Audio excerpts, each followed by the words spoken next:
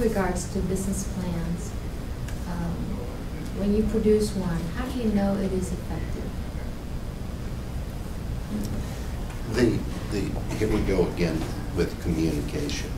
When you develop a good business plan, you start with the assumption that the person who's going to read it has never heard of you or your product or service. You also start with the literal assumption that if a person sees a sidewalk, they know what it's for. And that's your benchmark in developing a good business plan. We talked about the same client I had, interestingly enough, recently, had been in business for 42 years. When I asked him what the opportunity was for his business, he said, "Larry, you're an idiot. I just told you I've been in business for 42 years. There must be an opportunity." The response to that is, "Oh, really? You sound to me like the buggy whip manufacturer going to a bank for a loan. A bank is not interested in how long you've been in business. As soon as you say you've been in business for 42 years and you're honorable, trustworthy, etc., it's a given. If you walked in and said, I'm dishonorable, I serve awful products or services, clearly you're not going to get the business. So everybody they hear from says, I eat with a knife and fork. You must demonstrate what the business opportunity is for that product or service. In the case I mentioned before, he was in the wedding events planning. Well, I could go, there's never a database for any client I've ever had. You have to develop it from discrete sources. You can obtain information. For example, you can determine how many weddings there were last year in the United States. You can determine the population last year, and therefore you know the percent of the population that gets married, and you then look at your client's catchment area. That means the area in which they have proven that they provide services, and you know how many weddings are possible.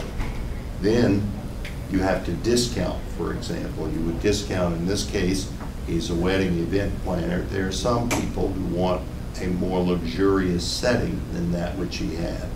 There are some that couldn't afford his charges. There are some who simply are going to get married in other areas. All kinds of things you discount until you find out what is the economic opportunity, the realistic. Now you know that he has competitors. No one is going to catch 100% of the business opportunity. What you want to establish is the ability to capture a disproportionate share. In this case, this gentleman, for example, was doing 300 weddings a year, and his opportunity was 10,000. So that as a business advisor, I could say to him, you're successful, but you should be more successful. I could also say to him, for example, as he had hired a new high-tech marketer, you've given that marketer the wrong instructions. What you have said to him is create a new website that will attract more traffic. The answer is no. You want to attract more traffic that's predisposed to use your services. Just having 1 million people come to you isn't going to produce business, and therefore you've got this sales team that you're forcing to waste time. They're meeting with people who are never going to use your services. We've already gone through. If your prices are too high, why are you sending out emails to someone saying, come in and taste our new shrimp salad or our canopies or da-da-da-da-da? You're just driving up your cost, and your closing ratio is going to be bad. So that we could then begin to show what he was doing and why he was doing it. We also could do, when you asked, how do you know you got it? This was a man who had great intuition, that he, for example, understood in his business the nicer the facility, the more he could charge per person. Now, the reason why that's critical is not just the philosophy, if I charge more, I'll get more gross receipts. The answer is that a steak costs one amount. Whether you charge $10 for that steak or $110, your cost didn't go up. Your chef's cost didn't go up. Your utility bill didn't go up. So in this case, you get, again, a disproportionate increase in profit. The more you can now show a bank that you're going to be on an increasing forever, if you will, literally, curve for profits, the more interested they become in you.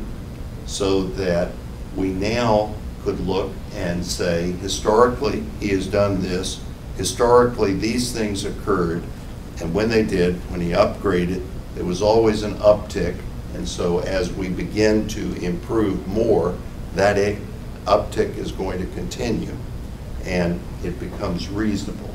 We could also look at his team and talking about how to capture the opportunity, and in this case, could show him that he needed a new marketing director, a business developer.